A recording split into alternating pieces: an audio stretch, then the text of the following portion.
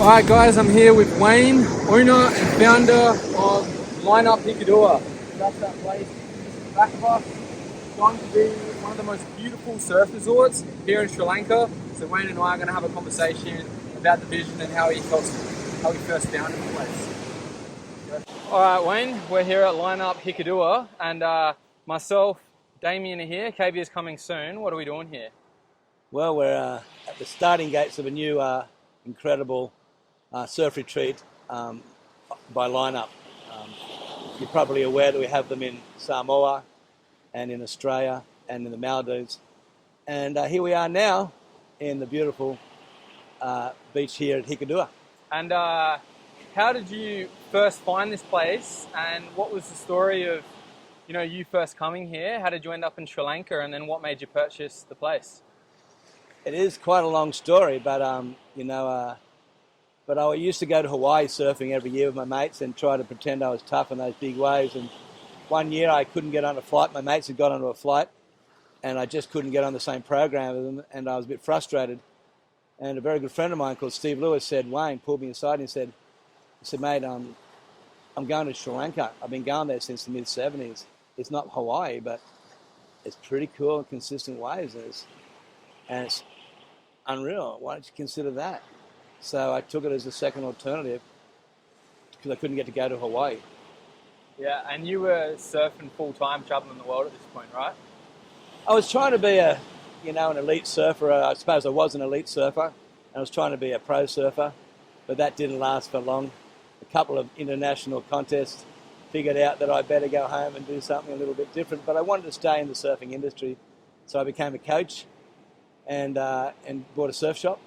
And out of that surf shop, probably more necessity than great vision or purpose, when the winters were cold, we kind of figured out there's summer somewhere. So we realized if we can have some surf retreats and do surf travel, we can sell boards in winter to the northern hemisphere, and of course surf travel. And so we were very fortunate to have a property in Samoa come about in the early 90s. And that became our first and eventually very successful. And so it went on from there. And then it was the Maldives and Indonesia. And now it's beautiful Ceylon, or as they call it, Sri Lanka. Yeah, and how long have you had this place for? Well, it's kind of a funny story because when we first got here, my mate Steve had always stayed with this family here. So we stayed next door, actually, because they didn't actually have any rooms. The family, which is still our partners, is still part of what we do here. We love them immensely. And that's what kept us coming back. Not just the beautiful surf and the beautiful culture and those lazy days with perfect waves out there 90% of the time in the season, but the beautiful people. And so they had this kind of little tea house here, and the Ceylon, as it was originally known, now Sri Lanka, was known for its quality tea and spices, and that's what brought the British here, and many other of the Dutch at the time looking for spices and tea and all that sort of goodness. But so the family had a little tea house, and finally they started with 4 cups and serving Ceylon tea. And eventually my mate Steve and them loved them so much they set up a restaurant for them just to help them. And so we would come here and stay next door, and they would prepare all our meals. And we'd surf for 6 hours a day, and they'd prepare the meals. Eventually, after many trips, we decided that to help themselves, we would renovate the property, putting rooms in, but with no personal gain. It wasn't for us. It was just to help the family. And the original goal was to help the people help themselves. The reality was that didn't work. They probably needed Aussie, or perhaps, more mature management skills and disciplines in their workplace, as the culture of sort of hanging out with family and the kids coming all day and going here and there, didn't seem to work with sort of that 8 to 8 o'clock business. So, of course, the journey for them and us was over many years. Lots of stop-starts. Of course, when we first came here, there was a war on. crazy surfers going, we'll dodge the tanks and the trouble, and we'll just stay down here and go surfing. But the reality was there was a very serious civil war between the Tamils and the Sinhalese here, and it was brutal. And sadly, it was what stopped this country from being the original Bali. Back in the 70s, people perhaps wouldn't realise that, go back to the 60s, there was probably only 4 or 5 countries that officially had surf culture. That was Australia, Hawaii, USA, New Zealand and South Africa. There was no European culture, there was no Asian surf culture. And the very first Asian island to have surf culture was Ceylon. And so it has a very rich surfing history. But what happened was when the war started, it forced the hippie trail out and they discovered Bali. So those Australian surfers and people that were here didn't want to take risks with the war. And from that point, Bali was pretty much discovered. Someone said, there's an island down there. And so this could have been the Bali given the right opportunity. And perhaps it still can be in many respects. And perhaps even learn from Bali's mistakes and make it a better place. Yeah, a lot of culture. What is your vision for the place? And so for reference, I've taken a lot of like B-roll of the place and whatnot, so you don't necessarily need to walk around. But so right now, line up Hikadua. How do you see the place now, and how inviting do you feel like it is to tourists and other surfers? And what is your vision for the place? Where do you see it being in months from now, or say a year from now? Well, I'd like to go back a little bit first regarding the history here. It has had a lot of stop-starts, and we had a lot of stop-starts. Negumbo bombings, COVID-19. It's been very cruel to this country. A lot of leftist politics, as well as not, perhaps with good intentions, but with bad results. In 2017, Sri Lanka was doing really well. As a matter of fact, at that point in time, it was voted the number 1 tourist destination on the planet for that year. So people were flocking here. It has jungles. It has, wildlife. It has elephants. It has, leopards. It has snakes. It has mountains and rivers and beautiful beaches. It has incredible surf and wonderful, casual, safe culture. But it's had that stop-start. So we persevered for a long time with that hope that we would eventually come in and support the family and do something together. That never really happened. My wife and I were here 5 years ago, and we had big plans, and that was to take over the property and run it as a line-up surf retreat, restaurant, bar, surf shop and whatnot. But unfortunately, my wife got really sick and eventually passed away 9 months later. COVID hit as well. So then we had pretty much another 4 years of delay. I stood back and waited for myself to get, I suppose, healed and to come to terms with what was happening with COVID. We didn't want to take any chances. We stood back and waited till the COVID thing really settled down. Where travelling wasn't an issue between vaxxed and unvaxxed and all that rubbish. We just wanted to have a clean skin and just invite everybody to who, where and what they were.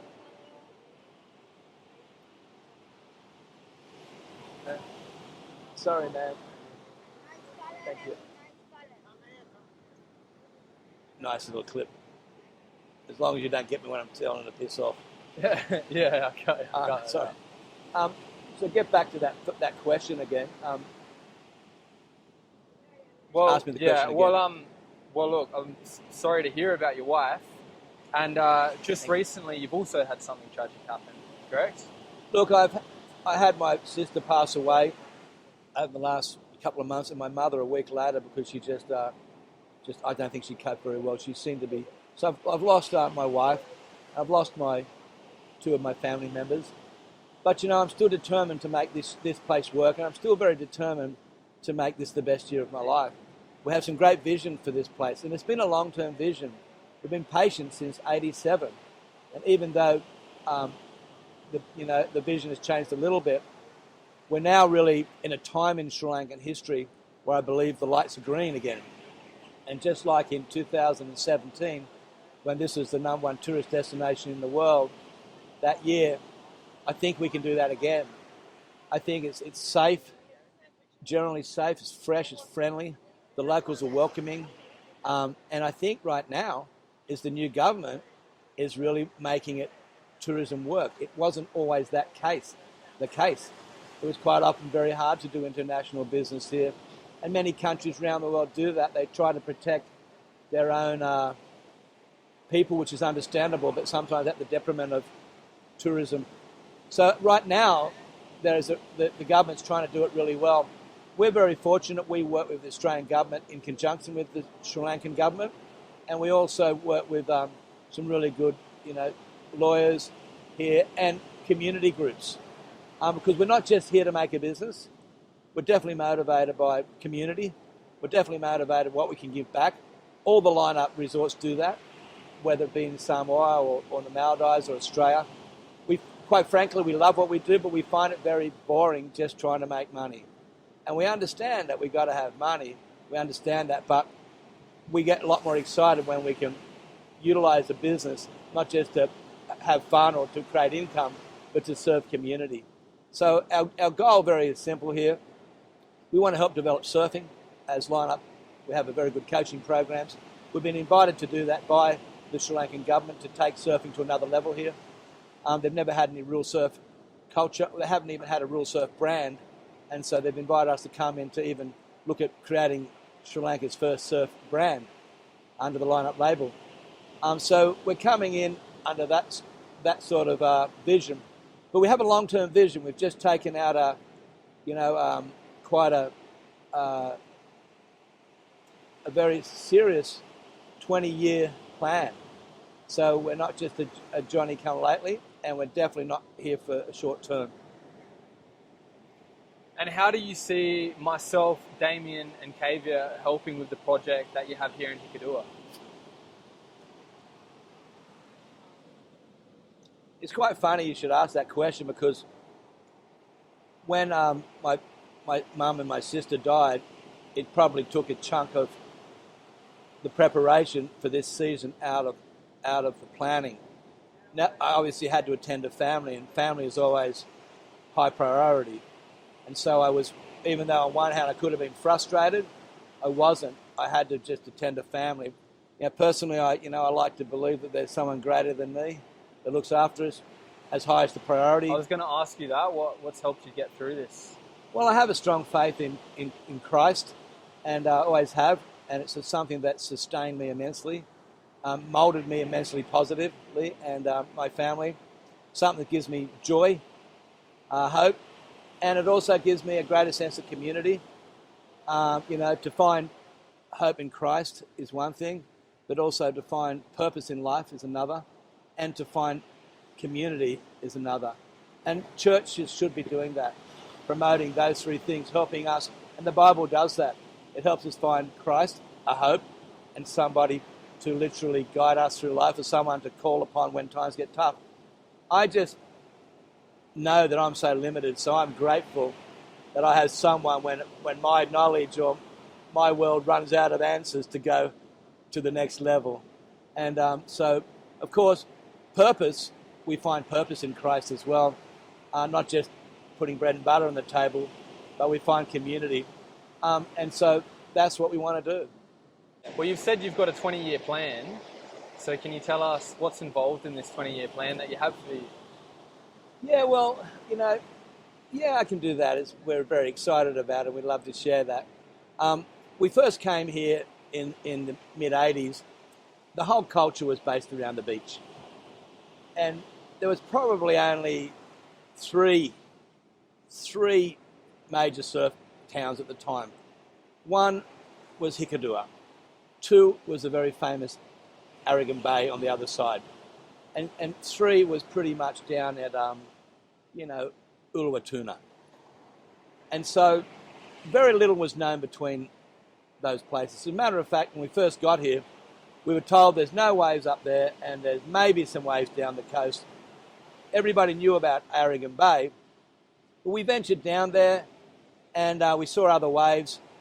But since that time, now instead of those 3 surf areas, there's probably now about 8 really prominent surf towns with incredible culture and incredible waves, and they're growing fast. And at Hikadua here, we're very conscientious that if we don't do a good job here, and this town doesn't do a good job, these fresh areas will take a lot of the energy and the tourism.